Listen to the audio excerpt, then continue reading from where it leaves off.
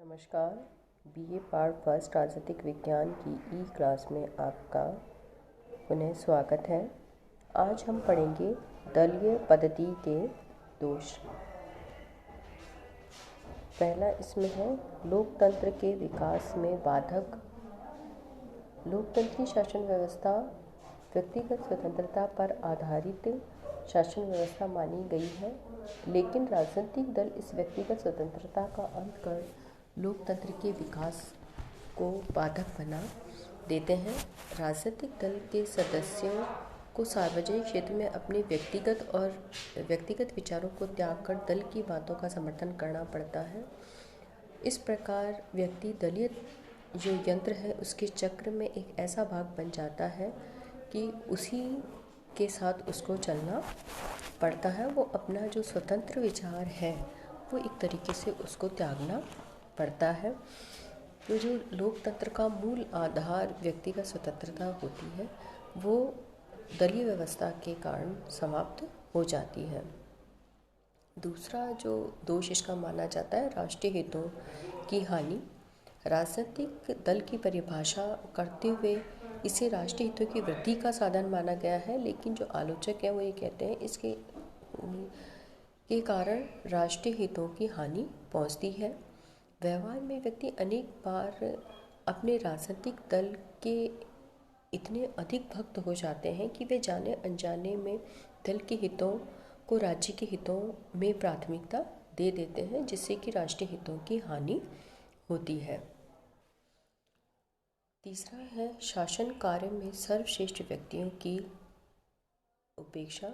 शासन कार्य एक सर्वोच्च कला मानी जाती है और जो शासन का कार्य है वो सर्वश्रेष्ठ व्यक्तियों के हाथों में ही होना चाहिए, किंतु जो दलीय व्यवस्था के कारण जो सर्वश्रेष्ठ व्यक्तियों की सेवा से राष्ट्र वंचित हो जाता है।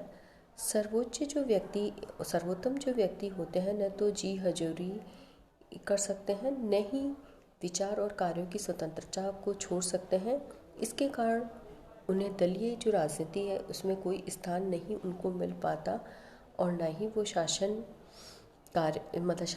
सत्ता तक पहुंच पाते हैं। इस प्रकार राजनीति में योग्य व्यक्तियों की उपेक्षा होती है और अयोग्य व्यक्तियों को प्रशासनिक ढांचे में स्थान मिल जाता है, जिससे कि जो शासन जो कार्य है उसके स्तर में गिरावट आती है। तीसरा है ब्रह्मात्मक राजनीतिक शिक्षा प्रदान करना। राजनीतिक दलों को सार्वजनिक शिक्षा का साधन माना जाता है, किंतु व्यवहार में राजनीतिक दल जनता को सही राजनीतिक शिक्षा प्रदान न करके झूठे भाषण और बकवास द्वारा भोली भाली जनता को धोखे में डालने की चेष्टा करते हैं। वो वही चीज़ों का प्रचार करते हैं जो उनके दल के हित में होता है और उनका जो मुख्य कर्तव्य होता है सत्ता को प्राप्त करना, चाहे वो सच झूठ बोलकर सत्ता प्राप्त करना ही उनका परम कर्तव्य हो जाता है। इससे जो जनता के अंदर जो शिक्षा मिलती है किसी भी विषय के बारे में वो एक तरीके से मतलब सही शिक्षा राजनीतिक शिक्षा उन्हें प्राप्त नहीं हो पाती। पांचवा है सामान्य नैतिक स्तर में गिरावट।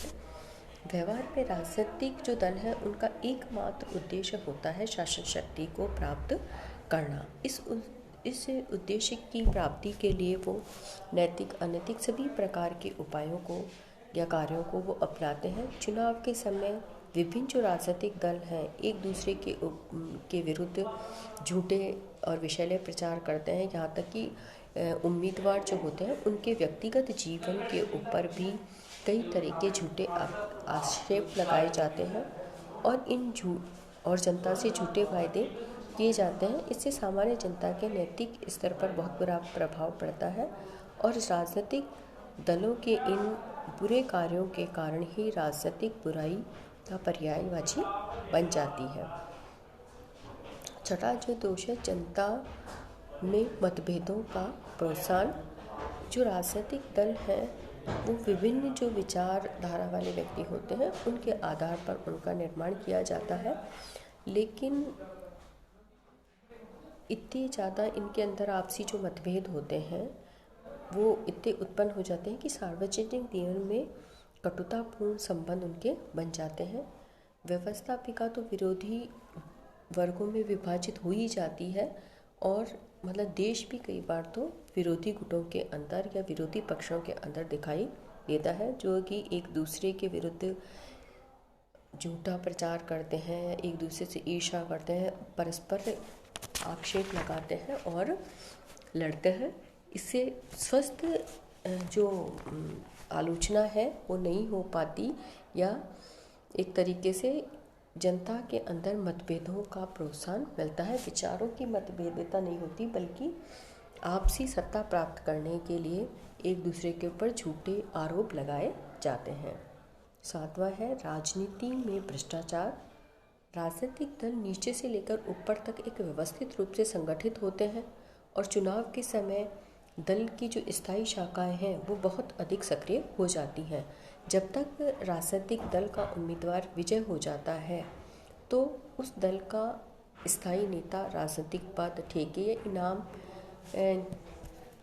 के रूप में अनुचित लाभ प्राप्त करने की चेष्टा करते हैं और इन बुराइयों का जो उत्तरदायित्व है वो राजनीतिक दलों के ऊपर आता है, क्योंकि यदि राजनीतिक दल न हों तो निर्वाचक अपने मताधिकार का स्वतंत्रता पूर्वक प्रयोग करेंगे और इन बुराइयां उत्पन्न नहीं होंगी।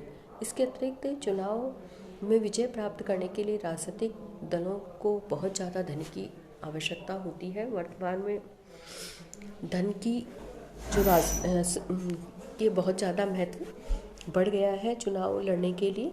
तो इससे क्या चुनाव में जो विजय प्राप्त करने के लिए राजनीतिक दल धन जिनके द्वारा प्राप्त करते हैं, चाहे वो दान के द्वारा या जो भी धनी व्यक्ति होते हैं उनके द्वारा उनको चंदा मिलता है, तो स्वाभाविक है कि जब वो दल सत्ता में आ जाता है तो वो उन व्यक्तियों को फ़ायदा पहुंचाने के लिए उनके हितों में कानून का निर्माण करता है। इससे समाज के अंदर राजनीतिक भ्रष्टाचार की उत्पन्न हो जाती है। 8वां जो दोष है समय और धन का अपव्यय। दलीय व्यवस्था के कारण व्यवस्थापिका में विरोधी दल विरोध के लिए विरोध करने की प्रवृत्ति अपना लेता है और इस प्रवृत्ति के परिणाम स्वरूप अमूल्य समय और धन का अपव्यय होता है। दलीय ढांचे के कारण जितनी बड़ी मात्रा में धनराशि अपव्यय होता है उसमें यदि राष्ट्रीय हितों पर खर्च किया जाए तो राष्ट्र की उन्नति ज़्यादा हो सकती है। 9वां है राजनीतिक दलों में सत्ता का केंद्रीकरण। राजनीतिक दलों के संबंध में अनेक प्रभावशाली लेखकों द्वारा गंभीर आक्षेप ये किया गया है कि राजनीतिक दलों का वास्तविक संचालन गुट विशेष के कुछ नेताओं के हाथ में होता है, जो अपने समर्थकों पर कठोर नियंत्रण रखते हैं। इससे राजनीतिक दलों का जो ढांचा है वास्तव में वर्ग तंत्रीय होता है, जिसके अंतर्गत कुछ इने गुने व्यक्तियों द्वारा मनमाने प्रकार से कार्य किया जाता है। इस प्रकार प्रजातंत्र वर्ग तंत्र में राजनीतिक दलों के कारण परिणित हो जाती है। मतलब जिनके हाथ में जो दल राजनीतिक दलों के संगठन की सत्ता होती है वही पूरे शासन व्यवस्था को वही वर्ग संचालित करता है। धन्यवाद।